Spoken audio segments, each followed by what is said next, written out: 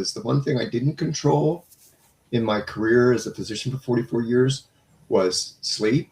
Sleep was what was left at the end of the day, and cortisol levels. And I really didn't think I lived in a high cortisol state. If you had asked me 2 years ago, is your job stressful? I said, well, there are moments, but really, I love my job. I think I'm in flow all the time until I wasn't. What if one of the biggest threats to your long term performance is something you're not even aware of? So many leaders carry the quiet burden of chronic stress while running on empty, believing that burning the candle at both ends is just what the job requires. And some, even that sleep is for wimps. In this special LinkedIn Live conversation with Dr. Rob McGregor, Jonathan McGinnis, we look at why sustainable leadership actually starts with mindset, sleep, and emotional regulation. So let's jump in. This is Leadership Sound Bites. Real leaders, real moments, real growth. This time together, because the three of us, it was 2 or 3 weeks ago, I think we were chatting just about you, Jonathan, the journey that you were on, and then Rob, the stuff that, the journey you went through. Okay. And the stuff that you've been, and I think from a surgeon, from a physician leader, and so that's where we landed on this topic for today is what impact do mindset, sleep, diet, and exercise have on fill in the blank, right? So that's the topic today. So before we kick it off, Jonathan, if you can introduce yourself first, to let people know who you are. Sure. I'm my name's Jonathan. I'm originally from Ireland. I have spent the last 30 years living in about 10 different countries running change programs. And during that time, I've sort of paid attention to my health on some occasions, and I've let it slip drastically on other occasions. So during the process of that, probably about 3 years ago, for the context of this, my oldest son came up to me and he said, Dad, I'd love you to be around, but if your body fat is over 25%, I worry about you.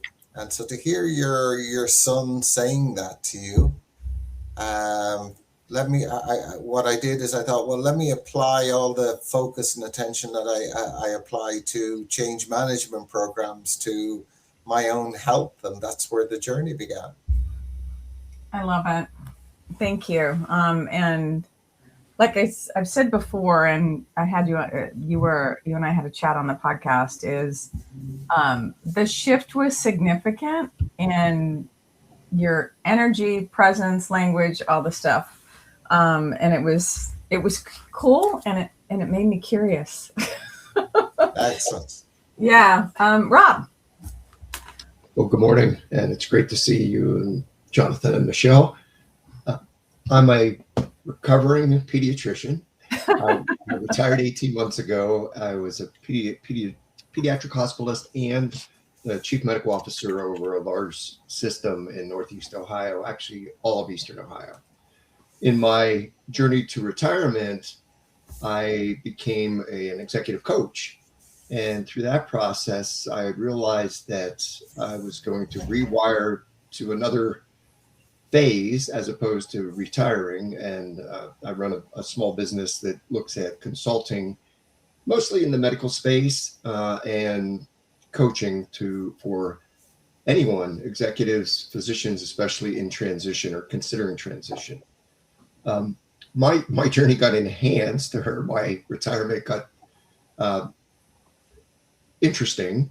And despite the fact that I've been maintaining my weight, Jonathan, at an appropriate BMI for years. I've been a meticulous eater and a ridiculous exerciser. I found myself on a 40-mile bike ride with unusual neck pain, and it turned out, long story short, to be angina. And every cardiologist and interventional person I saw said, Rob, this is probably going to be normal, and the punchline is I had triple bypass in November. And none of my risk factors, even the experimental genetic markers trying to predict cardiovascular risk were all negative. And I really think at the end of the day, what I was left with was the one thing I didn't control in my career as a physician for 44 years was sleep. Sleep was what was left at the end of the day, and cortisol levels. And I really didn't think I lived in a high cortisol state. If you had asked me 2 years ago, is your job stressful? I said, well, there are moments, but really, I love my job. I think I'm in flow all the time, until I wasn't. And then I was like, holy cow, I've been kidding myself for 44 years of practice. Yeah. So that's how I landed here.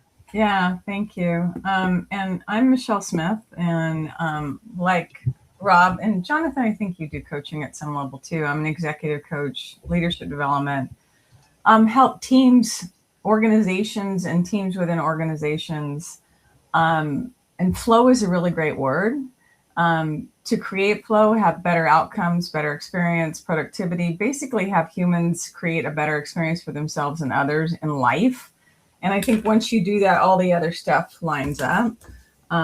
Because I have a finance background and process improvement, all that other stuff comes with executive coaching and leadership development. So I tend to just morph into other spaces. So yeah, if you need databases built, I do that. I mean, all this stuff. I think for me, when I think about this stuff, it's been this evolution over decades. So I will share with people that I'm in the room with that at one point, and it was in my 30s, I was so wound up and telling myself stories, narratives about stuff. And I don't mean I was delusional or anything else. I guess there is some form of delusion as I'm saying those words. That, I mean, I found myself at one point, we were at a contractor's warehouse and nobody was around at the checkout things. And my brain was always, what's the next thing? So it was like, we're going to do this thing and then we're going to do this other thing. So for me, any pause in that was completely unacceptable. And so we're ready for checkout, but there's no one to check us out. And I literally got so frustrated that I screamed at the top of my lungs, is there anyone here who can help us? I mean, this is the performance. So you can imagine at the level that I was at. And so from there, it's like, what does this look like? You know, emotional intelligence boot camp, all this stuff. And so I started, I'm going to say, collecting and integrating ways to understand what's actually happening, and then the conduit to be able to share it with other people. So good news, since that moment, 30 some odd years ago, I have not screamed in the middle of a store to see if anybody can help us. It was not a proud moment, but it was one of those moments I look back on and go, ooh, didn't know it at the time, but could see it looking back. So yeah. So where do we start the conversation this morning? And if anyone is joining us this morning at 7 a.m. Pacific time, Rob's East Coast, and so it's 10 a.m. East Coast, a little after. And then Jonathan is in Ireland. And what are you at? 3 in the afternoon. 3 in the afternoon. Okay. So if you're joining us, join in the chat. We'd love to hear from you. If not, if you're joining later, that's great too. There was an intentional order. So if we want to talk about the intentional order of impact of the words that we describe between mindset, sleep, diet, and exercise, what they have. Let's kick us off. I'm happy to start off with how ignorant I was, Michelle. So when my son came to me that time, really, I had been very fit when I was younger. I was a runner. I did weight training, mountain biking for years, martial arts for years. So, but when you're young, you get away with murder. So you can do everything, eat everything, and because you're burning at both ends of the candle, you know, none of that has an impact on you. So then I find myself at 51 years of age. When I did step up, I bought a scale for body fat then after he said that. And I was 34% body fat. So 25% or above is obese for a man. For a woman, it's 35% or above. It's obviously different for women and men. Our structures can do that. And I literally had to start off, well, how do I do that? And I'm going to give you a lot of the, I'd say, misplaced beliefs I had and kind of work from the journey of the end consequence or effects was that I was overweight and not fit, etc. But that isn't really why I was there. They're literally the effects. And so I got on the scales. I was 34%. And obviously, well, not obviously, but my sons are very fit. And they said, well, you know, a mix between you need to build muscle, you need to eat better in the kitchen, eat more protein. And that's where it started. It literally started at exercise and the kitchen. Now, my problem was I always favored exercise. I was never a fan of, I had so much emotional comfort around food, and even my visits to the fridge, even when I was bored or excited or whatever else, that I didn't really want to go near that. So they gave me an app for tracking your food. This one's called Macro Factor. It was very good. And I had to then, you know, use it for about a month, just track everything, nothing in particular, and find out, well, what was my daily budget for calories on this was crazy. I you know, never mind my problems with authority, but so at least it was an app, because if it was a person, I would have shouted and screamed at it like we did in the middle of the supermarket. And I remember about 2 or 3 weeks in, my wife is Italian, so quite often we'll have the food in the center of the table and people take off what they want. But I had now a little weighing scales. I had a weighing scales for my body, and I had a weighing scales for every food I put on. And so for dinner, I forget what it was, but I would have been, I worked out grams wise. I was allowed 300 grams of whatever was in the dish. And I went, you know, big spoon, big spoon, big spoon. Oh, it's 320 grams. For the first time in my life, at 51 years of age, I took a spoon out of my own plate and I put it back in. That was such a significant moment. I had never in my life, you know, I'd leave it on the plate, but I had never given back food before I'd eaten. And if someone had taken my food, I would have got quite angry, I would say. You know, I'm sure I did. When I was young, my dad and mom were well overweight. And myself and my brother used to protect our food, because if we hadn't finished, my dad would literally go in on it. So there's a lot going on in there. You know what I mean? I'm kind of revealing some of it. And so really the tracking, all of that, I learned so much about.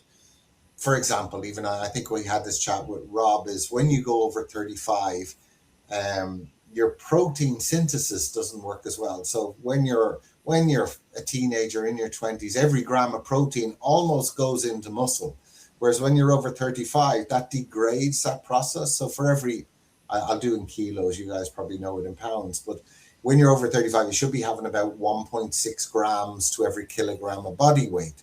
But when you're over 35, you need to go to 1.9. The average person below 35 is 1.6. Then you need to up it, because two things happen. You don't synthesize protein as much, i.e. you don't create muscle, and you don't, you even need 30 grams of protein before you even kickstart the process. So in order to get, and I probably jumped a little bit ahead. My idea was lose weight and lose fat. But the best way to do that is actually not focus on losing, it's actually focus on building muscle. And I also, mentally, that was really important to me, because even when I run, and I've run a lot, for years I used to think about, oh, well, how many kilometers or miles do I have left? But then one thing happened to me, and I think it was about 2014 when I was practicing for a long run. I decided, well, let me never focus on how many I've left, how many have I done. So it almost felt like energy at my back, thinking about what I had achieved already, not focusing on what I hadn't done, or the lack or the gap. And I kind of applied that as well to building muscle rather than losing weight or losing fat, because that has a contractive sensation around it. And, you know, freedom and contraction don't go very well together. And as a man, or maybe even as a woman, it's like freedom is maybe one of the most important things. And to focus on something that contracts me, really, I struggle with it. So working back then, it was really, exercise is the last effective thing. The kitchen is even far more effective than exercise. You can't make up with exercise what you do with diet. And then this is where a very interesting conversation with you and Rob came, is my son suggested that I wear a Whoop. I don't know if you know them. They're 24-hour band that keep on your, I think Rob has one as well. and it would track your sleep, because he said that maybe you're not recovering enough. And I hadn't got a clue about sleep, but like I sleep like a log, but once my head hits the pillow, I'm fine. But I didn't realize till I had the Whoop for a month or two that I probably for the last 40 years have been a chronic undersleeper. And I think, Rob, you and me had this conversation. You can probably tell a lot more detail about it. And I didn't recognize it. So for about 6 weeks, I would say, I was slowly I was probably 6 to 6.5 hours. Over about 6 weeks, I had extended that by half an hour. But I could feel I was becoming a different person just by getting that extra half an hour, which I even struggled to do. That wasn't easy. That meant closing the curtains. I bought little blindfolds to go over my eyes. I was trying to go to bed at the same time. That's another difficult one. And all of those things. And it was like, after 6 weeks, I remember waking up, or not even waking up. I just remember I'm just calmer.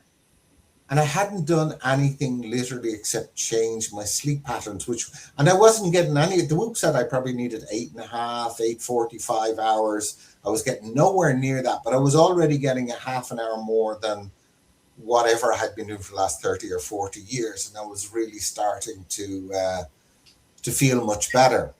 So they're on the physical side, they were the three, I think: exercise, then kitchen, and then sleep. There are more levels, and maybe we'll have a conversation with Rob about those physical elements first. But then I'd like, then there is the mental and the emotional side, which are two different topics again. Yeah. But I'd love to hear Rob's side about the physical one as well. Yeah, I agree. The comment I'll make too before we transition, because I made a note, Jonathan, when you were talking about your sons, is it's interesting what we can see, where we see the what's possible or where the opportunities exist in others when we ourselves have made that journey. So for instance, your sons are fit, everything's great. They could see, because they were at a different point, the opportunity that existed in you that you had, that you yourself could not see at that level.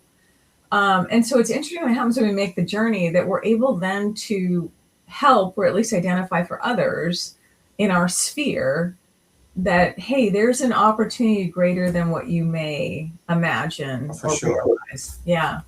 Rob, sir. Well, it's interesting, Jonathan, as you talked, we purposely put the order of the things we would talk about, and you reversed it. You reversed it in the things you were addressing, but actually your comments talked about your mindset, because you didn't want to go for the gap, you wanted to go for the gain. You were already flipping to a positive mindset, even though that wasn't, you said exercise was first. Well, I say yes.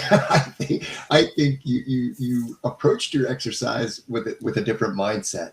And I think that I was growing up in a culture that really, you served others. And I still, if you ask me, what is my why? It's really to create safe space for others. It's to serve others. And to serve yourself was selfish. And I think I finally come to the realization that I serve others better when I'm in my best space. And my best space does require more self-care. Now, during my busy time as a chief medical officer, I did lots of self-care. I did the sky breathing, the Sudarshan Kriya yoga with the breathing. We've talked about the breathing, and that should have been a way to pull down my cortisol, and maybe it did, and it postponed my cardiac event. But I was doing that. I was exercising, but my concept for exercise was do more, do faster. And get up earlier, like blow off that sleep. So I really needed to make my mind shift that it was okay to not be okay at sometimes, as long as I was addressing it. And addressing that, the Perlman gives a lot of work on positive psychology, and I love that work. If I were 20 years younger, I'd probably go back and get a degree in positive psychology.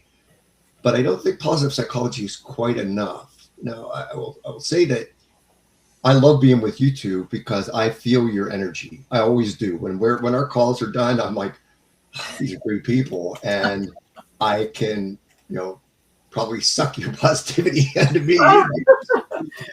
What can we do? We can rule the world. We can impact so many people. But I've been doing some coursework with a guy named James Garrett, who teaches brain by design, and he was a neuroscientist for years and then flipped the switch to become a coach. And I recognize when I deal with my physician clients, they're skeptical. Coaching is woo-woo or soft stuff. And to anchor it in science gives me a lot more confidence. I don't know if it changes their receptivity, but I think that projects that. And through his coursework, he introduced us to the concept that Gabriel Odinson, Oettinscn, said that you can take positivity and get better results if you add some structure to it, so that you may start with positivity. You know that you're dreaming, I want to do big things. I wanted to start a not-for-profit, and just wanting it and being positive about it isn't quite enough. So she introduced the concept of wish, outcome, obstacles, and plans. And as I look back on things that I've been able to pull off, I've used that. It was not conscious. I didn't have it as a tool. But when I'm coaching other clients now, I use that, because if you have a wish, you figure out what it's going to look like in your ideal world, and then allow yourself to consider barriers, but plan to overcome them right from the start. And there's some really good evidence that you can, the students that are taking an exam that think I'm going to do really well actually understudy. Mm-hmm. And they don't do as well as the students that say, I want to do really well. I'm a good student. This is going to work. I have a gap here. I'm going to really focus on that gap and get a good night's sleep before the exam. And that's another piece I'm going to venture into. I'll save that till later. But I did start mine, even though I had already been doing the diet and exercise. I really had to flip the switch to do the mindset first. So that was part of why I think you guys decided to put mindset first. I didn't. Yeah. It's interesting, Rob, when you're talking, because mindset shift too is the ability to visualize and think it's possible. And that's where I was chatting with someone. I've not always said, for a long time I've said that if you say you can't, you're right. If you say you can, you're right. It is that the limiting beliefs, the mindset that we have. And if we have this glass is half full versus glass is half empty, right? Abundance versus scarcity, all that stuff. It's not Pollyanna. It is because to your point, you're still going to have life, the external life happening around you, but it allows you to focus on the stuff that you're actually able to control, manage, have input into, because a lot of that external stuff is just external stuff. It's how we respond to it. When you were talking, Rob, that like you had a triple bypass, you thought everything was fine. And it is more than just mindset. Mindset is a place to start. It reminded me of my father. So my father played racquetball 3 days a week, didn't drink. He would come home after racquetball and do this, and I would go get him a glass of iced tea, no sugar in it, right? Sun tea. Ate reasonably well. Sleep was a thing for him, and I think about that now when you were talking, because he would get up at 3:00 in the morning. He designed electronics, programmed computers. He was in the Air Force at the time. He was 42 years old. And he found that he was fatigued, a lot, exhausted, going to the doctor for all the tests. He had made like Airman of the Year. This was back in the 70s, like 1976. He made Airman of the Year in the Air Force. He was a Chief Master Sergeant. He was up for Chief Master Sergeant of the Air Force. And they came back with a diagnosis of what was going on with him.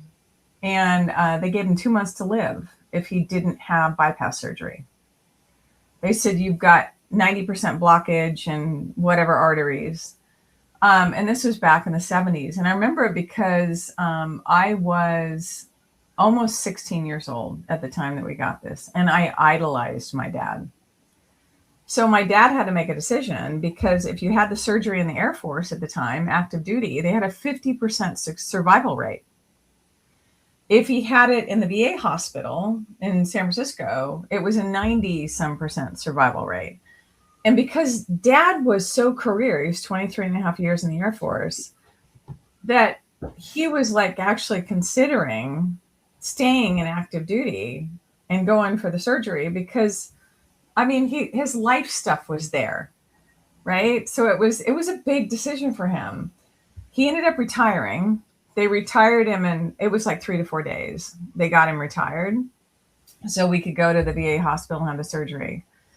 It was, I don't know how many days. And I remember him coming out of surgery. It was the worst thing to see my father, who was so vibrant, so active, 6'2", physically fit, all the stuff, just cold to the touch. And, you know, the machines are breathing, you know, he's not out of it yet, but, and it was probably 4 or 5 days out of surgery. I'm talking sternum. They took the veins from the legs, and they did this is a major surgery. And it was 4 or 5 days before my 16th birthday. And I was at home, and I get a phone call from my dad. He goes, "Hey, I'm going to get discharged, for my birthday." And so I'm like, oh my God, I'm so excited because I'm a dad's girl. And so I call my mom at work, and she goes, "Honey, I know you want him home, but this is a couple weeks." And this is back in the 70s. And I go, "No, Mom, I'm serious. Dad called and he said," and she goes, "No." Well, he did. He came home because my father was very, very focused, very analytical, very determined. And what they told him was, you need to get up and walk. You have to walk, and that's going to, and so literally he did that with the staples and the whole bit. As soon as he could, walk and walk and walk and walk and walk and walk and walk. And he did. He got discharged. It was within a week of this major bypass surgery that he had. The problem is he didn't change his mental mindset and the way he dealt with stress, and I'm sure sleep thing. At 51, he went back again because the arteries were plugged again. Now, he didn't have heart attack. He didn't have any of that stuff, thank God. But he had the symptoms like you were talking about. So he went back again and had plugged arteries. And this time they used the mammary arteries in the chest and rerouted because there had been advancements, in 9 years. But it's interesting, at that point, he finally passed away at 71 from something completely different. But he made shifts. Not the sleep thing, though, Rob. He never dealt with the sleep thing. And I wonder if that's the final thing because it's so critical. But he was always so positive about things, and he would downplay different things too. It's like when he went in for the bypass, literally they're cutting the sternum. So if you've never, it's a big deal. Dad called it a zipper job. I'm just going in for a little zipper job. I'm like, really? So it reminded me, Rob, that everything else can be there. But if we don't deal with the sleep stuff and the actually dealing with the real stress, because Dad was on the surface, everything was fine, but everything wasn't fine. And so there's the mindset piece of it and basically how we deal with stuff. And it's not just the facade, but it's like, what's really going on? Are you releasing things, or are you just shoving them down and going, this too shall pass? And are you getting enough sleep? Because when I think about it, my father still to the end, he would get up at 2-3 o'clock in the morning and go down on the computer and program and do all kinds of stuff. And I'm thinking that, wow. And it's not like he went to bed at 7. So yeah, that stuff's super important. It's super important. So yeah. Thanks for sharing, Michelle.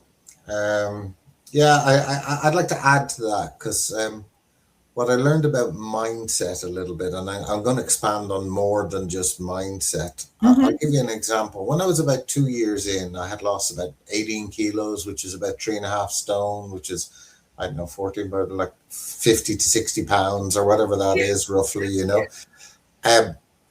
I had changed, and my body felt like I was back in my 20s again, even though I was in my 50s, and I ran a 5K in 24 minutes, you know, which is pretty reasonable at that age or whatever.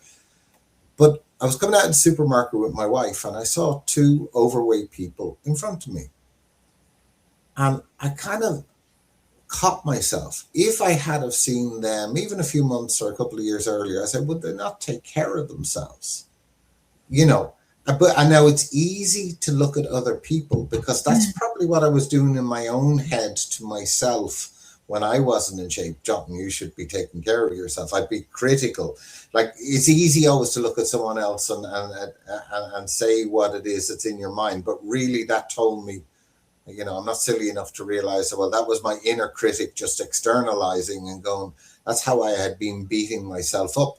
But in that moment, instead of doing that, I actually went, I have empathy for them. They have beliefs or mental constraints or limitations where they're doing the best they can within those limiting beliefs. And I kind of had, empathy / sympathy. I'm not sure which is the correct empathy for sure, that I didn't have any judgment anymore. I literally felt empathy for, there's probably a couple of beliefs, whether it's about protein, whether it's about sleep, whether it's about exercise, etc.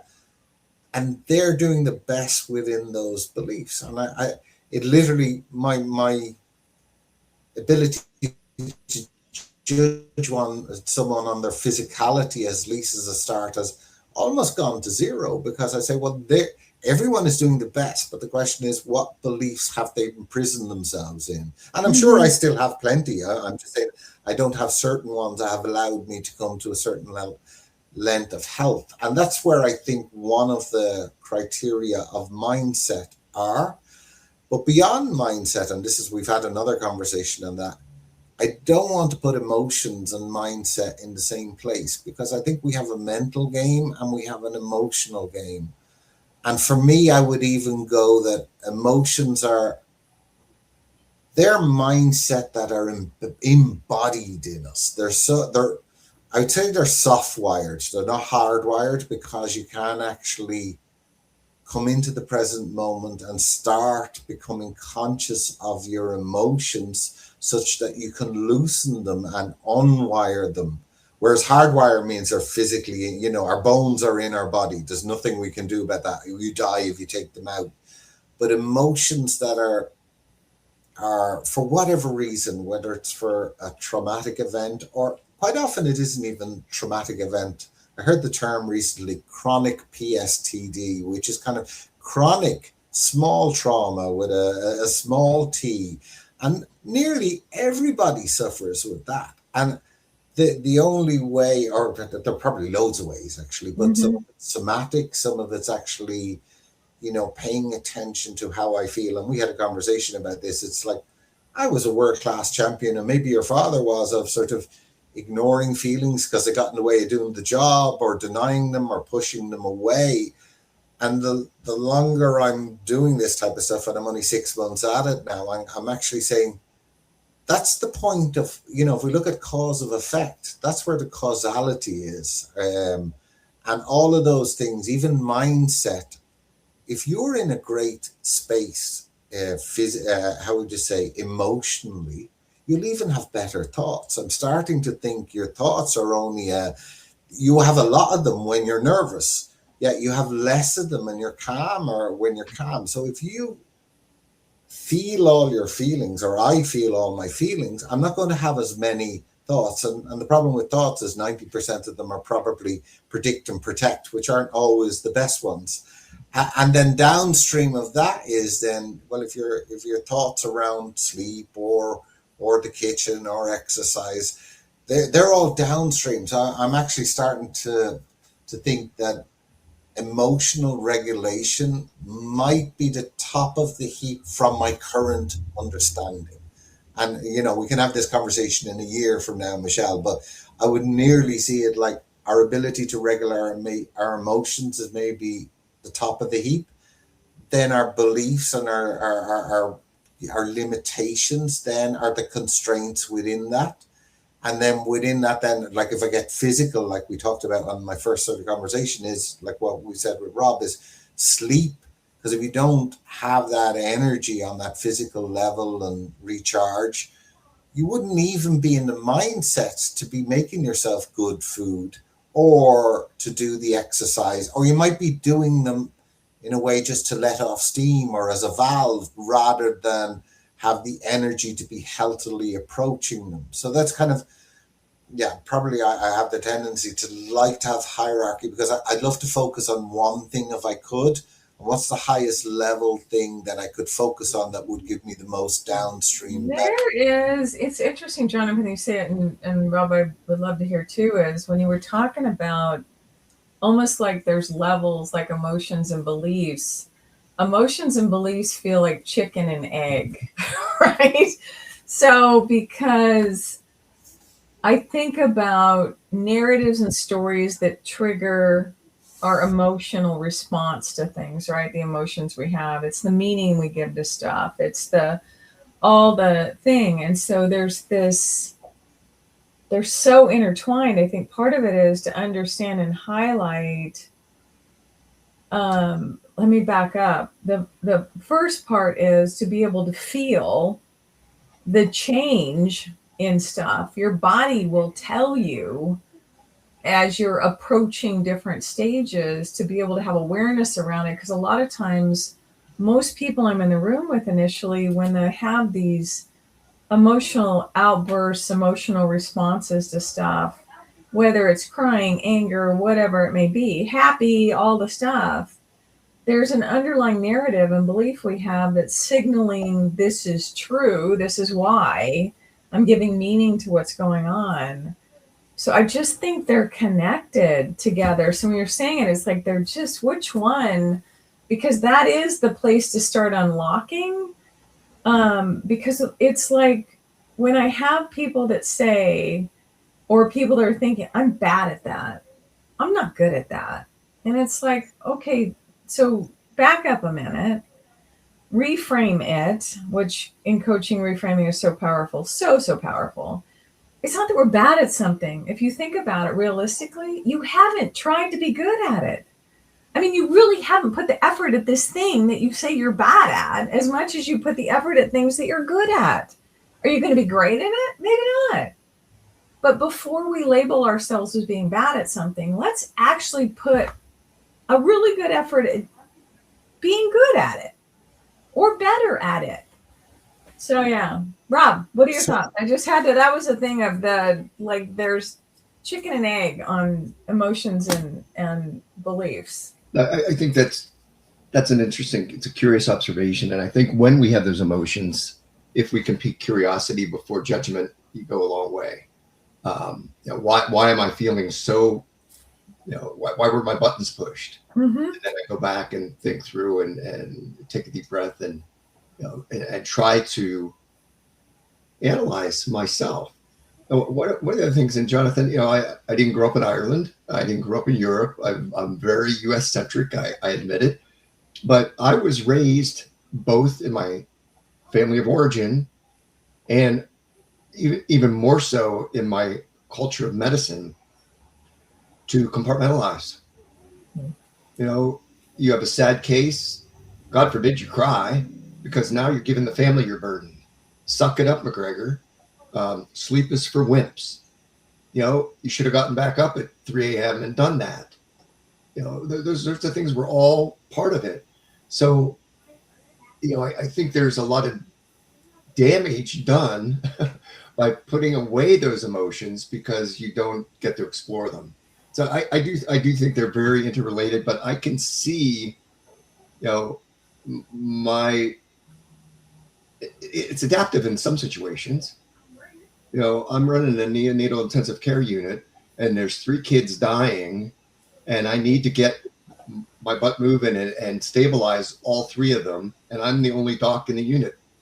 You don't have that option. Well, now you do. We recognize that model was broken. Mm-hmm. And instead of fixing the model, we broke the doctors, and that's a whole other chapter that we need to go to. I think before we leave the concept of sleep, though, I think not only does sleep and tracking it's a great thing to do, because that's the only way. If I don't see it, I don't believe it. I sleep fine.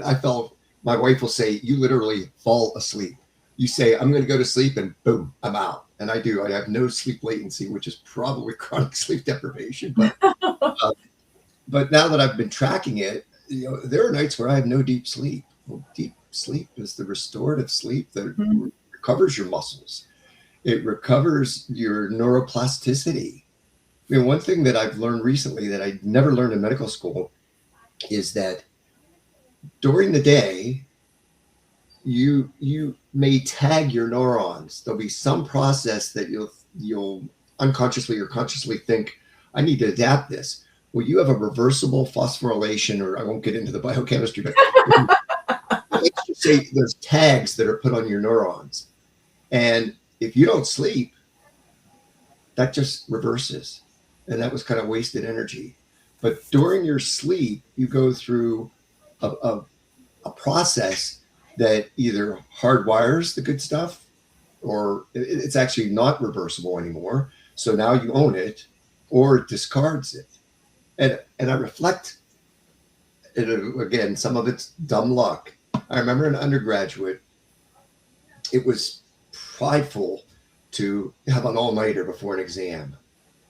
Well, I learned my freshman year that if I didn't sleep, I was likely to do poorly on the exam. Mm-hmm. If I was not quite as prepared as my roommate who was up all night, I could do better than him if I slept. Now, sleep for me was 6 hours, because sleep was for wimps, but at least if I got 6 hours. And now, as I look at the neuroscience, that was, you learn in your sleep. It's just like our coaching clients learn in the weeks between the coaching more so than they do in the moment with me.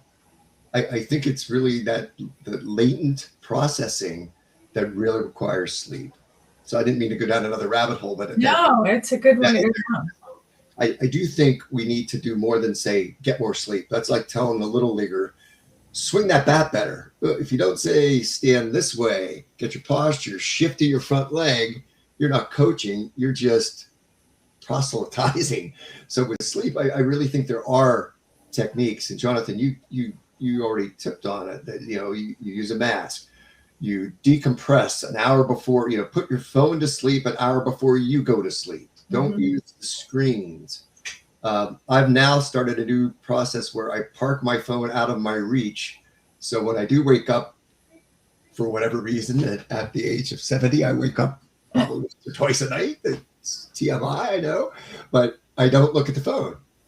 I can keep that from waking me up and getting a sleep cycle, because I've seen it on my sleep output. I was up for 25 minutes at 2 a.m. Why was I up that long? It's like, Oh, wow. I went down the rabbit hole. So I do think we can help our clients recognize some tools that are out there, and they have to decide if it fits for them or not. But I think as we approach sleep as a coach, there are evidence-based tools that can help our people. Yeah, and I think part of it too, when you all think about it, is helping them shift narratives that they have. Like Jonathan, you were talking about beliefs and emotions. There are narratives that are driving us all the time.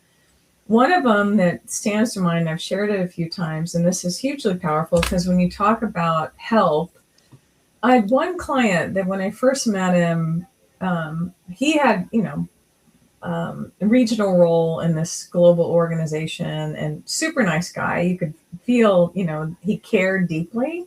Yet he kept saying, people come to me and I just don't have time. I don't have time. And this visual that I have was basically the white rabbit in Alice in Wonderland. He's late for this very important date. And when we're running through life with that's the narrative undercurring, happening in the background, that we're late. We don't have time. Then you're not going to have quality sleep. You're not going to spend the time that you need. You're not going to take those moments to pause and reflect. Forget about mindfulness or meditate. I don't have time for that. So it's this underlying thing that's running all the time. And so what I found is this very simple phrase that we can say to ourselves, and it will take a couple times, and you'll feel the calm wash over, is there's plenty of time to get everything done that needs to be done. There's plenty of time to get everything done that needs to be done.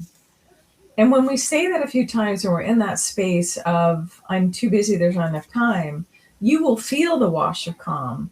I think one of the main things that we're talking about is being able to shift our minds from this fight or flight stage, right? Fight, flight, freeze, or fawn. We've talked about that before, into firing up everything online to where you've still got empathy, innovation, creativity, and critical thinking in the prefrontal cortex.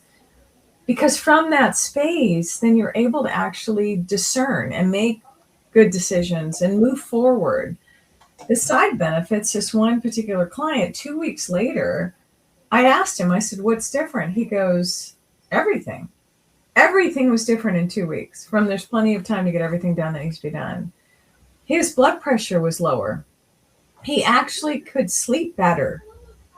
He didn't scream at the TV on stuff because he was so wound up from there's no time that, I mean, all these different shifts from that one thing of, and I think it's cortisol. So his baseline had lowered. And so it's those kind of hacks that I think about, that there are ways, as long as we recognize what's happening, that we can experiment with little things. And I think part of it too is to pay attention. What signals is your body giving you back as you're doing these things? Because it's giving you signals when you're having to medicate for all these other things that are happening. And all we're doing is covering them up. So it's like, pay attention to those little things. What is it telling you? And then what can you do? And a lot of times I find the counter to it, or the ability to be a little bit better, is simple stuff. It's not overly complicated. It's the simple stuff. So, but just on that, Michelle, like, and I'm going to address probably a couple of points. One was experiment, and like I started sharing my journey, even me doing the gym or whatever. And I put Warriors over 50 there because there were about 50 guys in a WhatsApp group, and just by telling them, because I think most people are really smart, but sometimes we are missing beliefs or this hierarchy or whatever.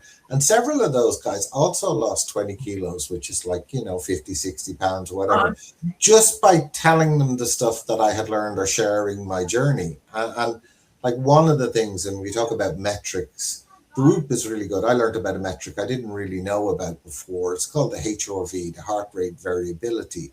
And it kind of measures your parasympathetic, which is your relaxing system, and your sympathetic, which is your sort of more stress type system. And there needs to be a kind of a balance that both of those work effectively together and in a way what sleep does is it puts that back into a good space. And the higher your HRV, basically the healthier you are from that balance between your parasympathetic and your sympathetic. So I found that very useful, because I don't like to have too many things to concentrate on. That's why I even like the hierarchy, because what's the highest level action I can take? Is it eat something, or is it sleep, or is it actually just sit with my emotions? And like Rob said something to me there earlier, or he said it to us really. He says, I used to sit back and analyze. And I've got to the point of, well, analyzing is just putting a story around the emotion, maybe just feeling it and being okay, not even knowing why, and just sitting with it and breathing with it. That's kind of where I'm going more lately, is the moment I start analyzing or doing whatever, is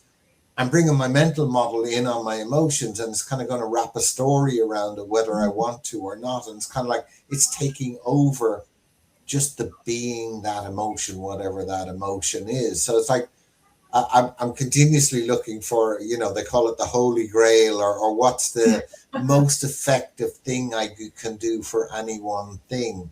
And sometimes it's shut the hell up and just feel it, for example. You know what I mean? And I mean that to the little man in my head as much as to anything else. And So I think I'm actually becoming quieter now, and I'm enjoying sort of the conversation that we're having, because it's about exploring and, as you say, curiosity towards what's most effective. And even the Whoop, the idea of Whoop, whether it's a great tool or not, is it kind of got me into thinking, okay, well, what is the most effective thing for me? And from a physical point of view, I for sure think it's sleep.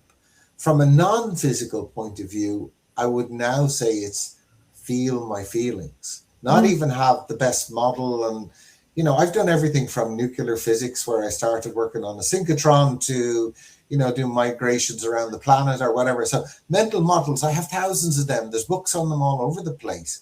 But people can do mental work for me. Even AI can do mental work for me. People can do physical work for me, but no one can feel my feelings except for me. I can't delegate it. And Rob can't delegate it. You can't delegate it. It's something we can't. And it's almost like that's the one thing, if we can't delegate it, we should. I don't like the word should.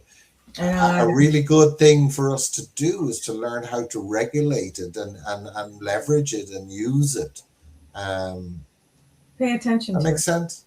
Yeah, pay attention to it. Jonathan, you mentioned something with your Warriors Over 50.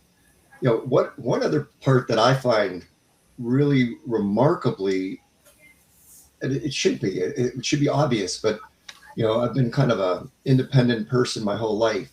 But if you have a group, you have a peer group, you have safe space, that is so valuable, both in learning your story and, I've suppressed my emotions forever. And once in a while it'll crack and I'll cry at a stupid TV commercial.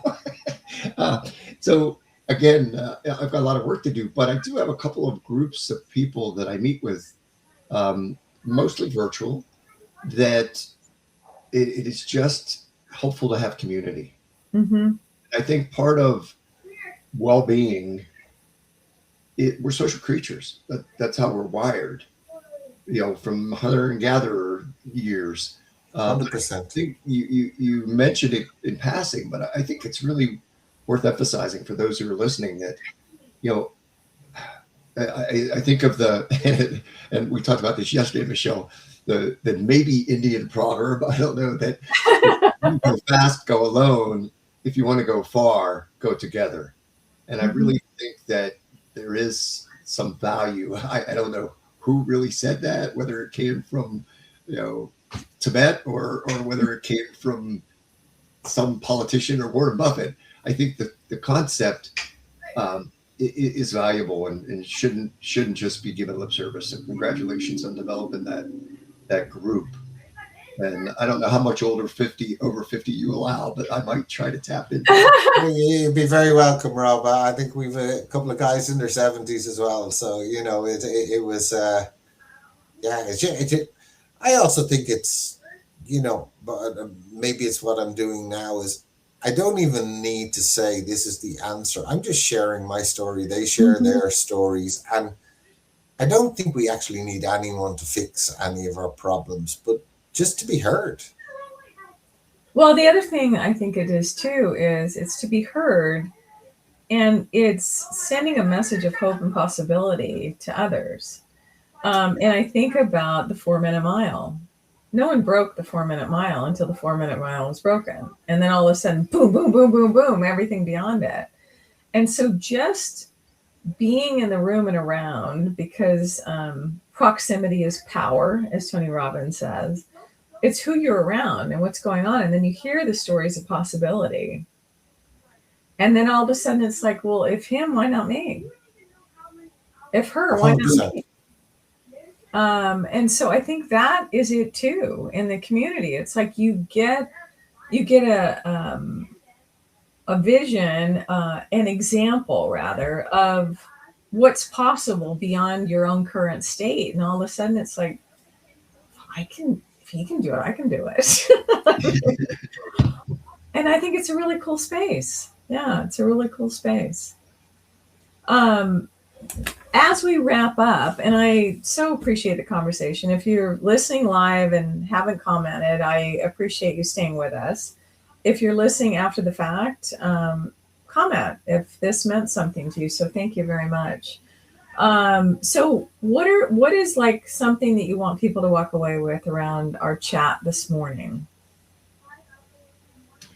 I'll start. I think that while we created a hierarchy and we made a specific order, we've all circled back and forth that we realized that they're not independent variables. I mean, well, they are independent variables, but they have a additive, integrated need to be connected.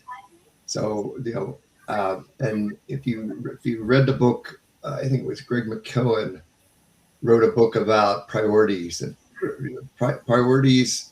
Once the Industrial Revolution hit, we became to have priorities instead of priority, and what the word means is the next step, not the next 10 steps. Mm-hmm. So, Jonathan, your wisdom of pick one and then move on, it resonated with me. Thank you.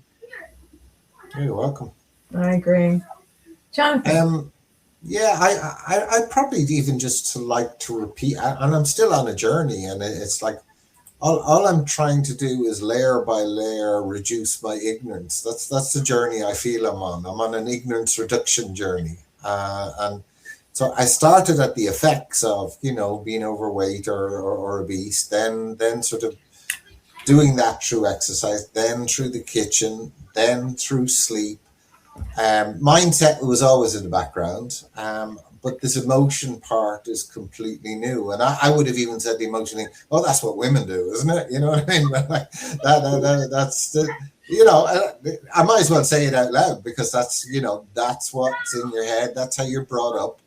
And I'm kind of going, well, no, there's a power in your emotion. If you get motivated to do something through emotion, that's much stronger than any thought.